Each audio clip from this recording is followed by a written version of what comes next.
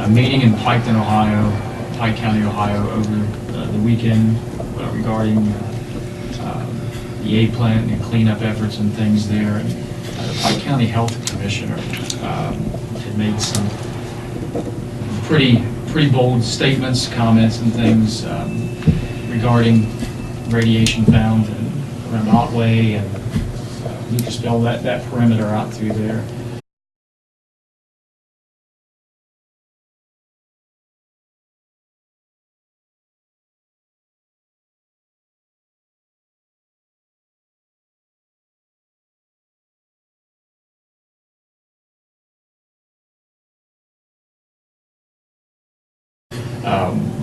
Was the county aware of that? He had claimed that they had been made aware of it, and if so, what measures have we taken as a county to either alert people or to...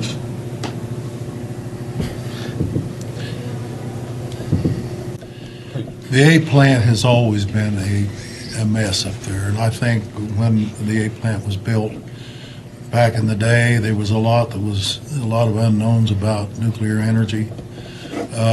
I don't think there's any doubt in anybody's mind that there's a lot of contaminants in the soil in and around Pike County. The extent of that, God only knows. But I know there's been a lot of studies done. I know the federal government's been involved in it, and a number of other special interest groups have been involved in trying to figure out exactly what the extent of that is. But I don't know that anybody really knows for sure. You know, that soil up there has been contaminated for so long, and a lot of that's been leaching out into everything, including the groundwater. And so it's hard to say. I mean, I don't think the people in southern Ohio that have lived here any length of time are not aware of what's going on up there. I mean, that's the best I can tell you. That was presented as kind of a newer finding that it had reached, that far south and everything.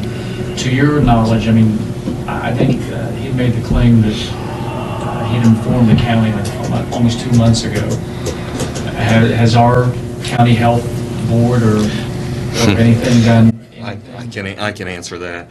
I was informed a month ago, and I contacted our health commissioner, who really needs to take the lead on this. Okay, and he did call. I think it's Mr. Brewster. Is that his name? Yes. Yes. Okay, and asked him specifically about that. I had even reached out to the Pike County Commissioners to find out, what exactly is going on.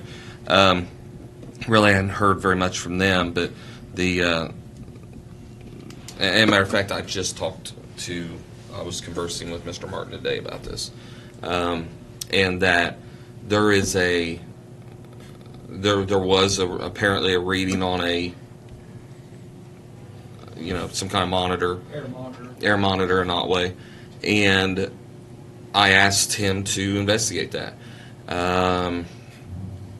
I didn't get a really solid response on what that was all about. I asked again, no, from Mr. Martin. Okay. And then I followed up again because there's a third party doing a study in Scioto County as part of the 6-mile range from the plant, asking Dr. Martin, I'm sorry, I should call him Dr. Martin, about the oversight of that study. Are we involved? Are we participating? Because we've got cross-jurisdictional issues here at this point. And that we should at least obtain a copy of that report. And he is going to talk to Mr. Brewster. I don't know if he's a doctor or not. I'm not really sure. Matt's not a doctor. About that. About... Two doctors I know of on that. Okay. So my concern is there needs to be some connectivity here. If a third party hired by Pike County Health Department is going to do a study inside Scioto County, there needs to be involvement by our health department, which is what I've asked for. Right now I've got a commitment to a copy. I think we need to be more involved in that. I did express my concern. that we need to have a representative with them when they're doing those studies. I believe that. We have people, I don't know if we have people that are trained in radiation, but I'm not sure what our licensed sanitarians can do, but at least be involved in that. Yeah, so whether or not, what that is going to, I know DOE is paying for, I believe, paying the health department to do the study, I think is what's happening here. So it's kind of weird to have another county's health department doing a study in your own county, in another county. So there needs to be involvement here, and I would like to see more involvement by our health department, and I expressed that to Mr. Martin this morning. The original inquiry was more of what's going on. Didn't really know what was happening. Mr. Lawson's actually in the room who had actually told me about the first. He told me originally. Yes. So I have followed up. I have followed up with Mr. Martin or Dr. Martin and asked him to check with Mr. Brewster about this reading. So that's where it's at. I didn't get anything definitive at that time, but they're working on it. They are working on it. Would you like more information on that? Or do you want Will, yes, hold just 1 second. Oh, wait. Yeah, so that's what I know. Any other comment on that? No. Sir, you have something you'd like to add? Yes, I can give you some more information on what you were discussing.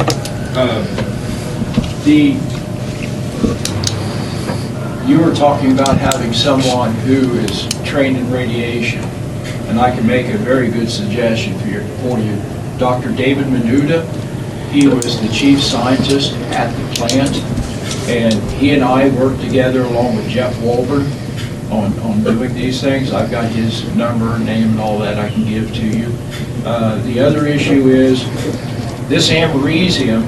This was americium that they found in Otway at the air monitor. These air monitors are not pump-driven air monitors. They are just basically a catch. Anything coming through the air, if it hits it, it's got it. If it misses it, it don't. These are not pump-driven air monitors. So it is hard to catch, but you have to realize to be able to catch americium, plutonium, you've got it in the air if you're catching it on that monitor. The other issue with this is, and here's what DOE has said. I've been going to the meetings. They are talking about ionizing radiation. Now, plutonium, americium, these things are alpha emitters, but that's not what we're talking about. We're talking about ingestion. When you ingest this, it turns into a totally different animal. Through the water, through breathing it in, your skin will stop alpha, okay? But if you have a cut, a scratch, if your child's on the playground where this is at and it gets stirred up and they breathe it in, there's a latency period. It will cause fatal cancer. It takes, and this is their paperwork, not mine. It takes 1/1,000,000th of a gram of plutonium to cause fatal cancer. 1/1,000,000th. You can't see it. You can't taste it. You don't know it's there. The issue with this is they found americium. Scientifically, you basically always have americium, plutonium, and neptunium travel together through the air. That monitor is 14 miles southwest. I was at the meeting with Jeff Wolbert, David Menuda, and the doctors at the Piketon Health District, and Matt Brewster, a couple months back when they admitted that. That was found in 2018. DOE didn't release it until they were forced to. Now, to me, that is significant. Zahn's Corner, when they found the plutonium, americium, U-234, U-235, U-234 is inside the school, airborne. They found that in 2017. did not release it until it got found out and leaked out until 2019. They are purposely setting on this information. They are hiding it from the community. Now, Brian knows that I'm involved in a very large case. I do nuclear investigations, and I'm also a complainant in the case. Some of the things I cannot tell you, some of them I can. And I will say this right now, and this is the way I've been told I have to say it, in my opinion, this is being ran as a criminal enterprise. Now, in the meeting Saturday at Piketon, and I don't mean nothing derogatory about this, these meetings I've been going to, I don't see the county commissioners at these meetings. And I feel that they need to, because these meetings is giving insight, and you're going to be hearing things that the people are saying.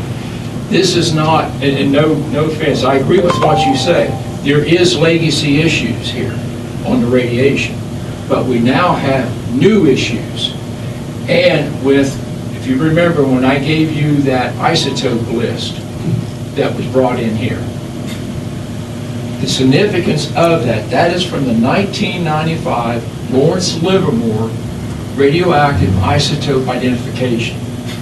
Because of an issue with transuranics from Russia that got brought into here, this is new, and it got shipped out to another place. They had, USEC was trying to deny it was theirs, so they had to prove it was. They went to every facility in the United States, took samples. I think it was marked Exhibit 4. I got so many numbers in my head. That's why it said Exhibit 4 on it. That was what they used, Dr. Kettering, to prove that the radiation that they found outside the plant site came from our plant. Because every one of these isotopes at each one of the plants, even though it's like plutonium U-239, U-238, neptunium U-237, these items, because of the process at each plant, adds a little bit different chemical, a little bit different process, so they can identify it. It is not fallout, and it is not natural background. DOE is lying about that, and I will say that publicly. They are flat out lying.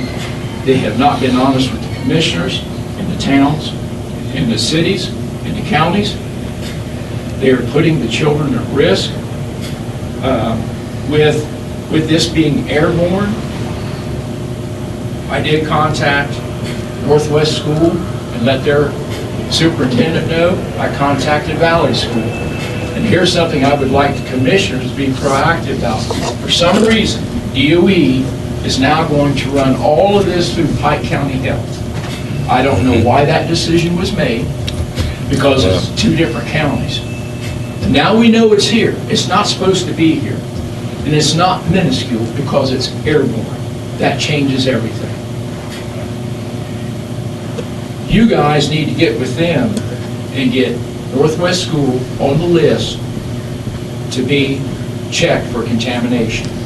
You need to get Valley. Valley, I'm trying to think of my mind here, the wheel charge, I think Valley would be 12 miles, and I'm thinking Medford somewhere between around 13. They go as the crow flies, is how they measure. The 15-mile mark is at Clay Overpass.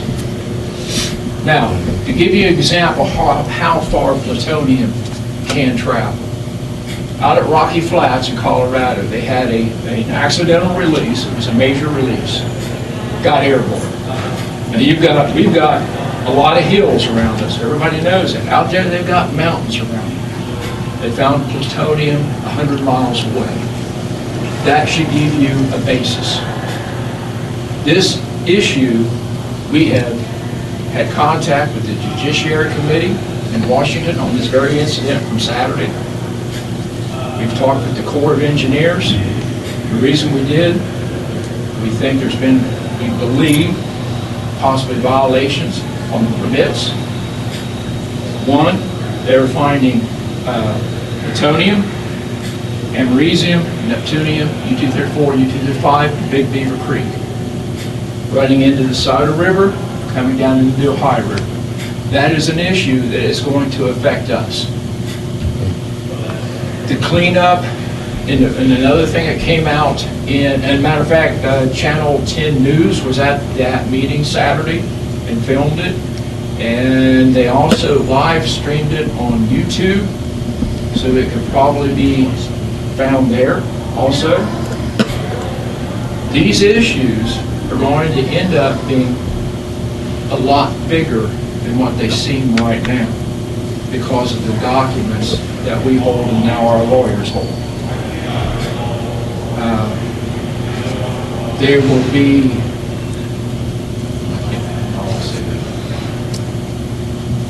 There will be action taken very soon, and when this comes out, the people of Scioto County, Piketon, also Jackson, they are going to be very infuriated when they see what happens. We know that material was released into the air. It was done on purpose. And now what they're talking about on the X326 building, now here's part of the lie they're telling. I'm just going to call it that, a lie. Fabrication, misleading, whatever you want to call it. That building, that entire building, the pipes contain weapons-grade material. Anything above 20% is considered weapons-grade for nuclear weapons. It goes from 20% down to 97%. In some spots we had 98%. I actually worked there. The DOE, in a meeting that I was at in Waverly, put out, said, well, we only had weapons grade at the south end of 326. That's not true. Everybody that worked there knew that that wasn't true. The pipes still have material in them. The material is still in there. The radiation. They're calling it yellow cake. It is not yellow cake. It has solidified because when they turn the heat off in the process system, it solidifies back to a solid. Part of the problem, they're cutting those pipes with torches, which heats it back up to a gas.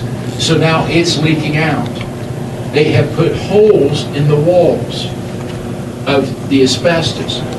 They open the doors. They let it out. Now what they're saying they're going to do, because the outside, that trans side is all asbestos, they've rigged up sprayers, water sprayers, and they said what we're going to do is we're going to spray it.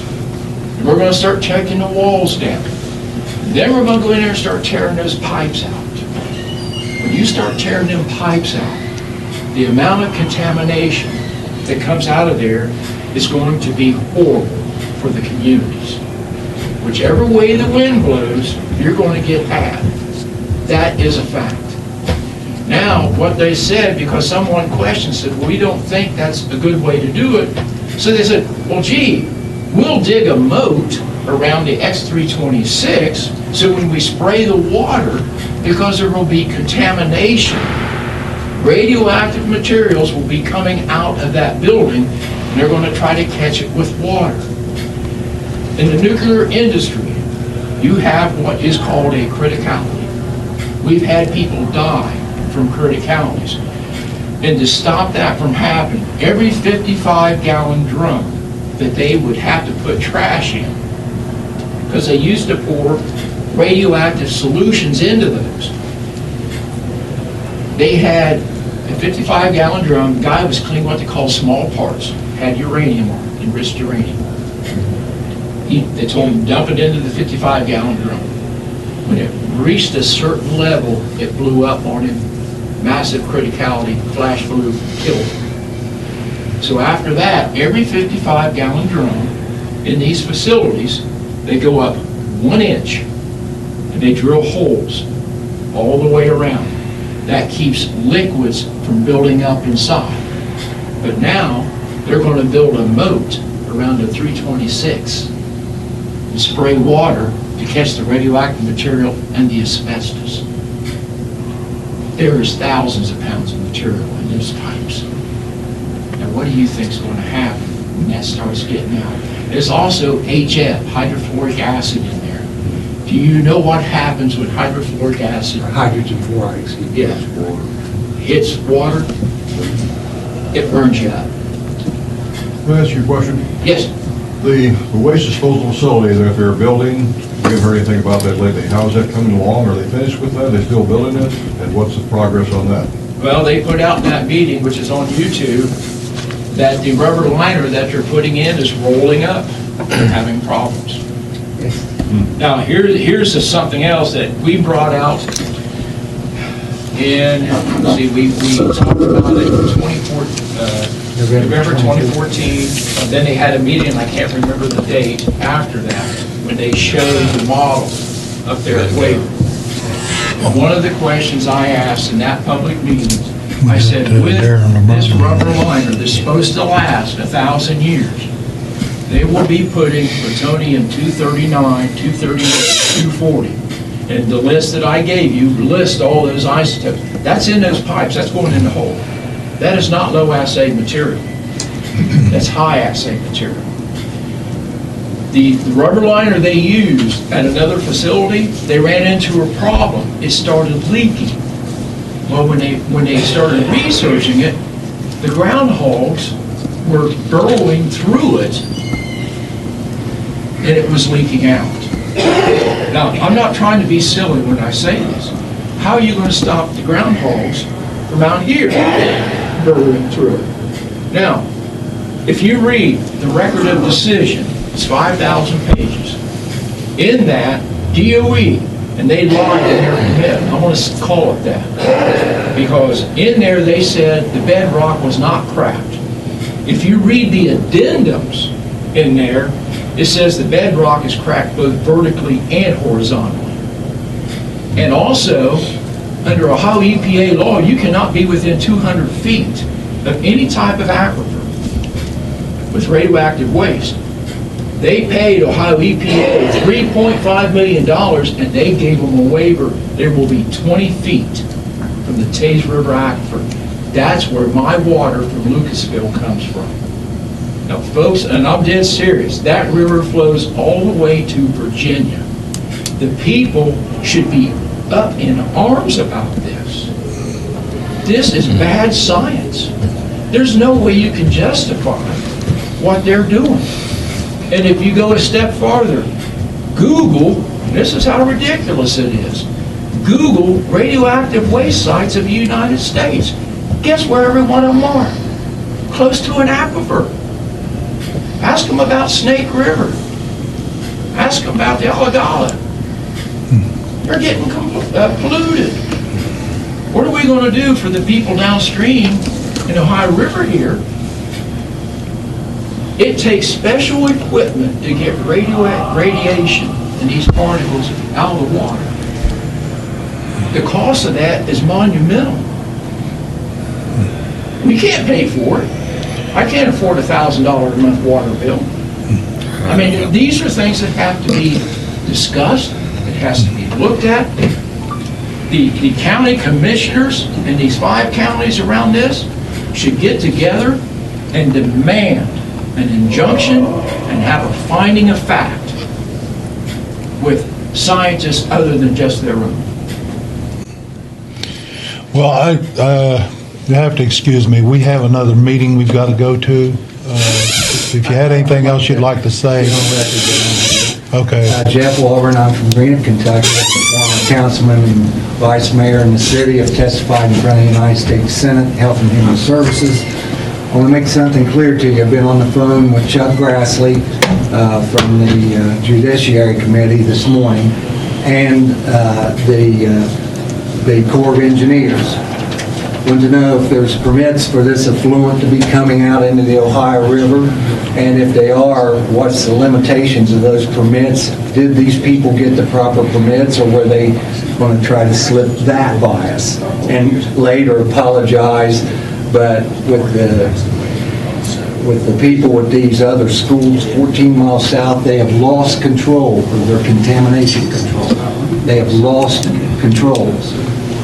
Mile and a half, now 14 miles south, and now they're talking about harebrained ideas of spraying water on materials that should never have water. And you can ask Dr. David Menuda. He was the chief scientist at the plant. But I've called the governors of 4 states downriver. I've called Governor Bevin yesterday to let them know what this plan is. And Doe needs to be yanked back. We need a halt, a responsible halt. Take a step back and have a finding of fact. The things that they are suggesting, when you see the documents Mr. Lawson and I have, you will say, how could we have known they were lying to the lengths that they were lying to us? And we're saying that they are lying and that there is material that has been brought from Russia here, and it's going to leach into the tributaries to the Scioto to the Ohio. And we can't afford to let the Ohio River Valley heartland of this United States be contaminated by one numbskull plant. I mean, we've got to call for them to stop. Where is the governor? Where is the governor of Ohio? I called him yesterday. They told me to call you. I said, we already know it's a problem. We already know it's a problem. And they said, well, we'll call the EPS. Well, they've taken $3.5 million. I said, they're a bit lame, maybe morally corrupt or compromised here.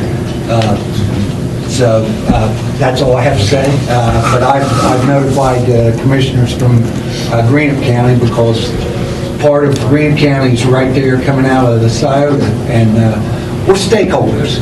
And they laughed earlier there, and I said, we're stakeholders too. And they said, well, how's that? And I said, you're going to find out. We're stakeholders, and everyone south and west and under the Taves Valley Aquifer are stakeholders, and I think we need to tell Doe, let's stop and take a look at your method here. We're not buying your science. We're not buying the investigations you've done of yourself to deem yourself perfect. Doe does the investigation of himself. We need a regulatory investigation of Doe.